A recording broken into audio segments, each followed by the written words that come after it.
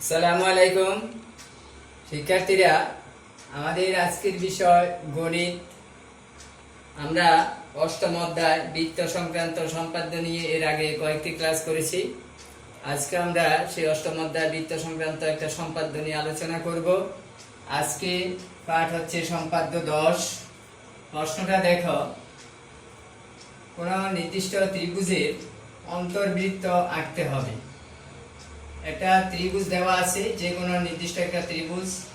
এই ত্রিভুজের একটা অন্তর্বৃত্ত আঁকতে হবে। অন্তর্বৃত্তটা কি? অর্থাৎ এই ত্রিভুজের ভিতরে এমন একটি বৃত্ত আঁকতে হবে যা ওই ত্রিভুজের তিনটি বাহুর প্রত্যেকটিকে স্পর্শ করে। তো আমরা এখানে একটা ত্রিভুজ আঁকছি, দেখো, ত্রিভুজ PQR, যে কোনো নাম আমরা দিতে পারি। এখন আমাদের ওই ত্রিভুজের পরিচয়টা লিখতে হবে। আমরা যে নাম দিয়েছি সেই ত্রিভুজের পরিচয়টা লিখতে হবে। এখানে আমরা আগে লিখে নিব। মনে করি PQR একটি নির্দিষ্ট ত্রিভুজ। PQR ত্রিভুজের একটি অন্তর্বৃত্ত আঁকতে হবে যা PQR ত্রিভুজের PQ, QR এবং PR এর প্রত্যেকটি বাহুকে স্পর্শ করে। তারপরে আমরা চিত্র আঁকবো, এরপরে আমরা অঙ্কনের বিবরণ দিব। এখানে প্রথম কাজ হবে, আমরা যে কোনো দুইটা কোণের সমদ্বিখণ্ডক আঁকবো। তোমাদের আমি শুরুতেই এই সম্পাদ্য আলোচনার প্রথম ক্লাসে আমি কোণকে কিভাবে অর্ধেক করতে হবে সেটা দেখিয়েছি। সেই নিয়মে এখন আমরা সেই কোণকে অর্ধেক করব। অর্থাৎ এখানে আমি কিউ কোণ এবং আর কোণ, এই দুইটি কোণের সমদ্বিখণ্ডক আঁকবো। অর্থাৎ এই দুইটি কোণকে সমান দুই ভাগে ভাগ করব।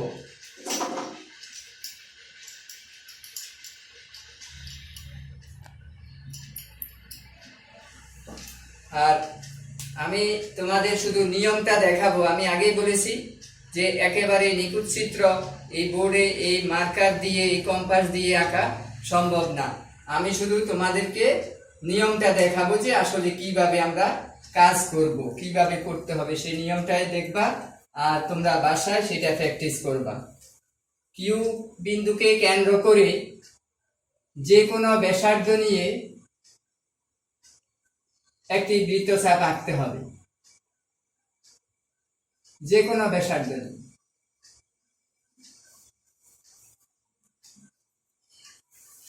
যে কোনো ব্যাসার্ধ নিয়ে একটি বৃত্তচাপ আঁকতে হবে।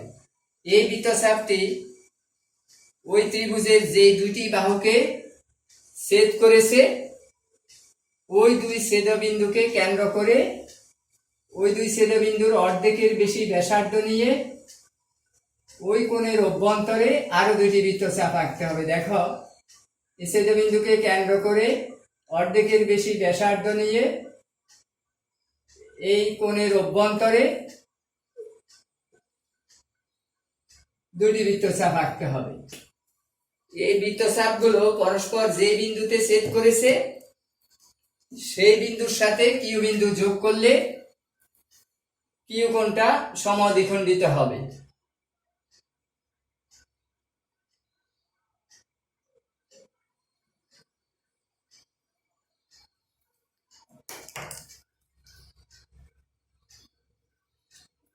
তাহলে এখন যে সমদ্বিখণ্ডক আঁকলাম এটা একটা নাম দিতে হবে। এটার নাম আমি দিলাম QM। তাহলে কিউ কোণের সমদ্বিখণ্ডক QM। এখন একই নিয়মে আর কোণকে সমদ্বিখণ্ডিত করব। আর বিন্দুকে কেন্দ্র করে আমরা যে কোনো ব্যাসার্ধ নিয়ে একটি বৃত্তচাপ আঁকব। এই বৃত্তচাপটি ওই কোণের দুই বাহুকে যে দুই বিন্দুতে ছেদ করেছে সেই দুই বিন্দুকে কেন্দ্র করে ওই দুই বিন্দুর সংযোজক রেখার অর্ধেকের বেশি ব্যাসার্ধ নিয়ে ওই কোণের অভ্যন্তরে দুটি বৃত্তচাপ আঁকতে হবে।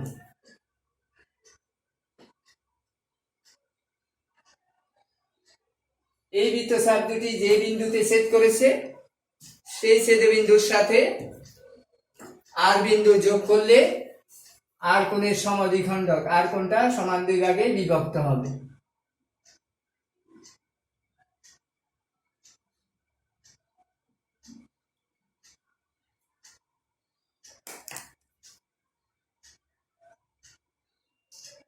আর কোণের সমদ্বিখণ্ডক আঁকলাম।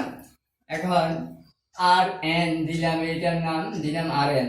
তাহলে কিউ এম কিউ কোণের সমদ্বিখণ্ডক, আর এন আর কোণের সমদ্বিখণ্ডক, পরস্পর যে বিন্দুতে ছেদ করেছে সেই বিন্দুর নাম দিলাম ও বিন্দু, ছেদবিন্দু হচ্ছে ও।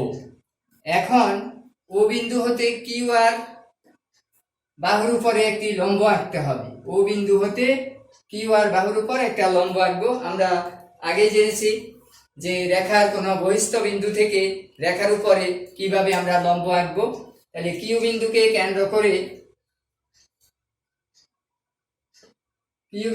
কেন্দ্র করে এমন ব্যাসার্ধ নিয়ে একটি বৃত্তচাপ আঁকতে হবে যা কিউ আর বাহুকে দুইটা বিন্দুতে ছেদ করে, যেন কিউ আর বাহুকে দুইটা বিন্দুতে ছেদ করে। এখন ওই দুই ছেদবিন্দুকে কেন্দ্র করে পূর্বের ব্যাসার্ধের সমান ব্যাসার্ধ নিয়ে অথবা ওই দুই ছেদবিন্দুর অর্ধেকের বেশি ব্যাসার্ধ নিয়ে কিউ আর এর যে পাশে ও বিন্দু আছে তার বিপরীত পাশে আমরা দুইটি বৃত্তচাপ আঁকবো। এই বৃত্তচাপ দ্বয় পরস্পর যে বিন্দুতে ছেদ করেছে ওই বিন্দুর সাথে ও বিন্দু যোগ করব। এগুলি আমরা আগেই আলাদাভাবে আমি তোমাদের দেখিয়েছি যে রেখার বহিস্থ বিন্দু থেকে কিভাবে এটা রেখার উপরে লম্ব আঁকতে হবে, সেগুলি আগেই আলাদাভাবে তোমাদের আমি শিখিয়েছি। এখন আমি এই যে যোগ করলাম। তাহলে এই রেখাটা কিউ আর রেখাকে যে বিন্দুতে ছেদ করেছে এটা হলো ই বিন্দুতে ছেদ করে, আমি নাম দিলাম ই বিন্দু, ই বিন্দুতে ছেদ করে। তাহলে এখন আমরা ব্যাসার্ধ পেয়েছি, ও ই হবে ব্যাসার্ধ। এখন ও বিন্দুকে কেন্দ্র করে ওই ব্যাসার্ধ নিয়ে একটি বৃত্ত অঙ্কন করলে সেই বৃত্তটা পি কিউ আর ত্রিভুজের তিনটি বাহুকে স্পর্শ করবে। এখন ও বিন্দুকে কেন্দ্র করে ওই এর সমান ব্যাসার্ধ নিয়ে ও বিন্দুকে কেন্দ্র করে ওই ব্যাসার্ধ নিয়ে একটি বৃত্ত আঁকবো। এটা হচ্ছে নিয়মটা, আমি তোমাদের দেখাচ্ছি নিয়মটা, যে ও এই যে এভাবে আসবে, কিন্তু এখানে সঠিক আসবে না।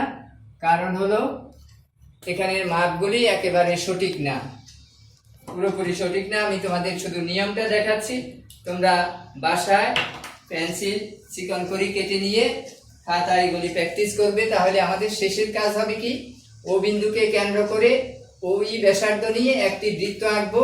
সেই বৃত্তটা পি কিউ আর ত্রিভুজের তিনটা বাহুকে স্পর্শ করবে। এখন কিন্তু করেনি, এটা ভিতরে গেছে, এটা বাইরে চলে গেছে, কিন্তু এইভাবে হবে না। শুধুমাত্র ওই বাহুগুলিকে শুধু স্পর্শ করবে, এরকম এখানে যেমন স্পর্শ করেছে এরকম ওই দুই বাহুকেও স্পর্শ করবে, ভিতরেও যাবে না বাইরেও যাবে না। আমি অঙ্কনের বিবরণটা আবার তোমাদের একটু বলে দিই। অঙ্কনের বিবরণে আমরা যে কাজ করলাম এবং সেটা এখানে অঙ্কনের বিবরণে লিখতে হবে। কোণ পি কিউ আর এর সমদ্বিখণ্ডক কিউ এম এবং কোণ পি আর কিউ এর সমদ্বিখণ্ডক আর এন আঁকি। কিউ এম এবং আর এন পরস্পর ও বিন্দুতে ছেদ করে। ও বিন্দু হতে কিউ আর এর উপর ওই লম্ব আঁকি। এখন ও বিন্দুকে কেন্দ্র করে ওই ব্যাসার্ধ নিয়ে একটি বৃত্ত অঙ্কন করি।